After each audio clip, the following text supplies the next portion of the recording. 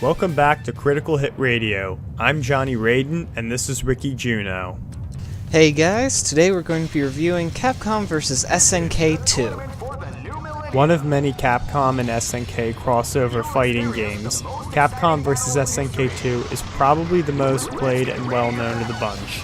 For those of you who aren't well-versed in 90s fighting games, Capcom SNK crossover fighting games focus on the nostalgic rivalry of Capcom's Street Fighter series and SNK's King of Fighters series.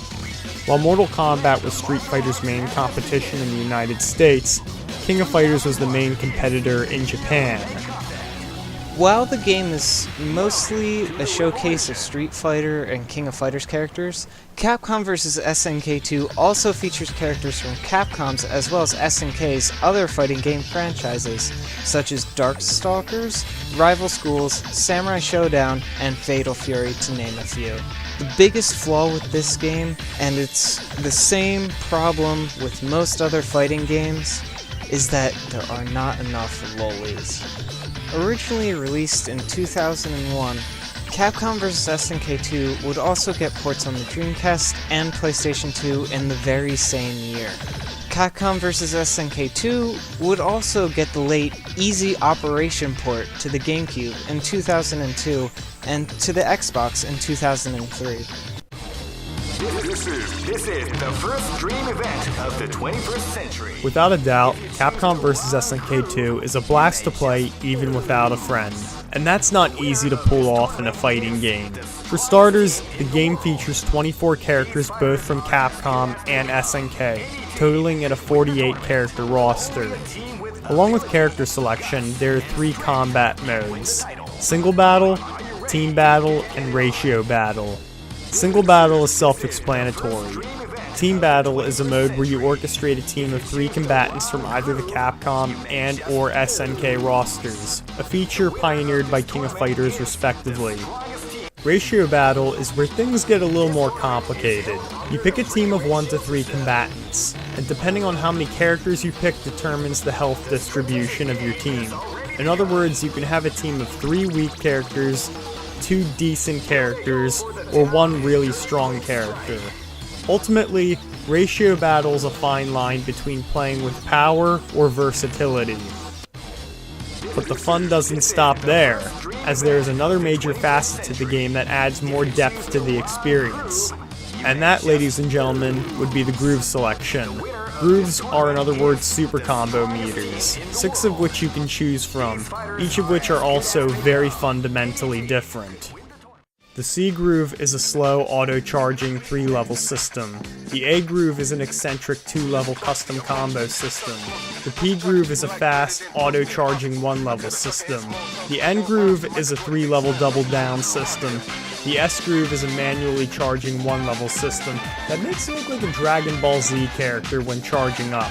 When you play with the S groove, you have to go "Ho!" for the entire time that you are charging, or you're not doing it right. And the K groove is a damage receive system. If you walked up to me on the street and asked me what K groove was, I would look at you like you were insane. I have no idea how to play this game. I know how to do quarter turns, but it's physically impossible to do it on a GameCube controller. So even with these limitations, this game is still a lot of fun, and I do enjoy playing it. As well as different super combo executions, grooves also grant different combinations of nuanced perks such as dashing and air blocking. Oh yeah, you just hit the buttons and you do the quarter turns, so you do like 3 of them in a row, and then something happens and I have no idea what I'm doing. While the team-based combat is something King of Fighters brought to the table, Street Fighter does not fall short in bringing a bargaining chip in exchange. King of Fighters is generally a 4-button fighting game, while Street Fighter uses 6 buttons, and that's what Capcom vs. SNK 2 does as well. The controls are typical for a 2D fighting game, as either Street Fighter or King of Fighters fans should know by now that they have almost identical controls. But that's actually where things can get kinda messy. The controls aren't bad, in fact they are great, but the consoles they are on conflict with the controls. In an age where most console games primarily use an analog stick for movement, Capcom vs. SNK 2 expects players to use either a directional pad or arcade stick to control the characters. This is not ideal on particularly the Xbox or GameCube versions for having either absurdly small or very deformed D-pads. The reason why you're not seeing us do very many super moves in the gameplay footage that we have for you is because we're playing on the GameCube version, where it's so hard to do quarter turns, it's so hard to just play in general, and I'm saying that as a bad player to this series. If you're going to play this game, play it on a controller that has the ability to make these moves happen, because a lot of times when you go for a quarter turn, you're going to get stuck on the little ridges that the GameCube controller has. Speaking of the GameCube and Xbox versions, I have another major gripe about these particular versions of the game. It's that stupid easy operation system they added. Pretty much, the easy operation system disables the main buttons on the controller and assigns only special moves and super combos to the right analog stick depending on direction. What were they thinking? It's like playing Super Smash Bros. Brawl, and Sonic always gets the Smash Ball. A similar feature was employed in the 3DS version of Street Fighter IV. Ultimately, the easy operation system takes out all the skill required to play the game.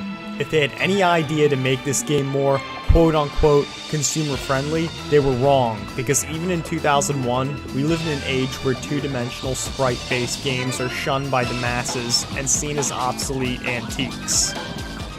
To top it off how much I hate the easy operation system, it's the default controller option after selecting your groove, and many people will accidentally select it.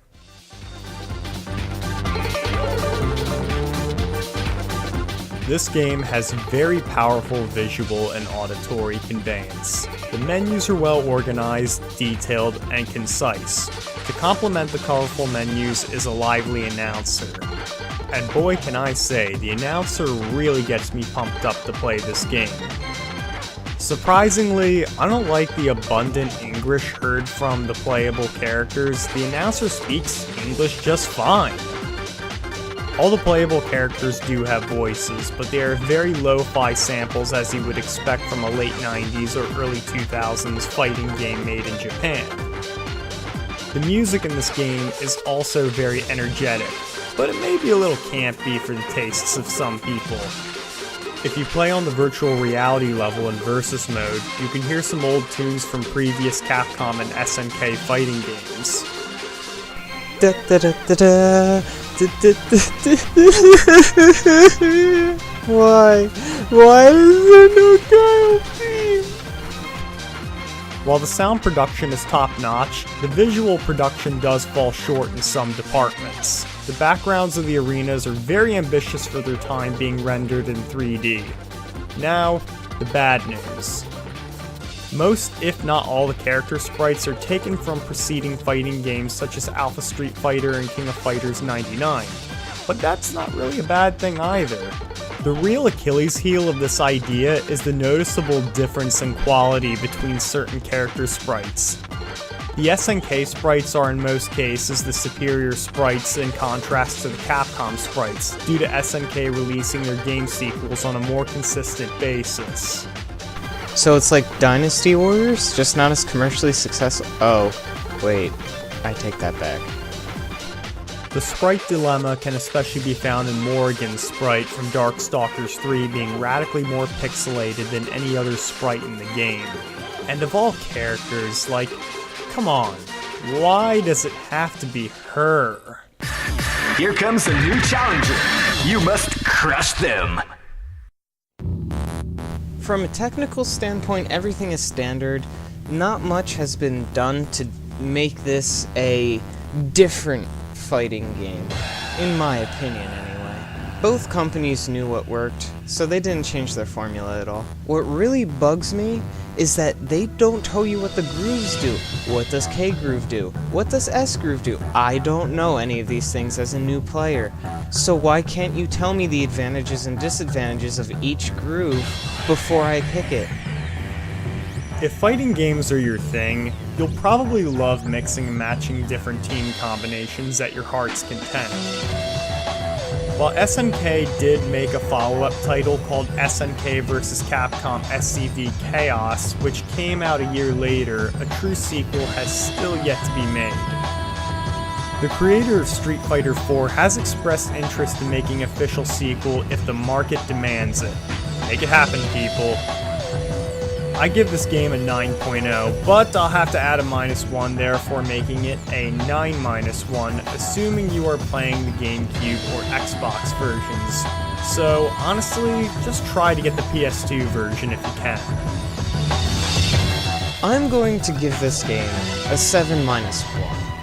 A 7 is because I can't know every single character's move list just coming into this game.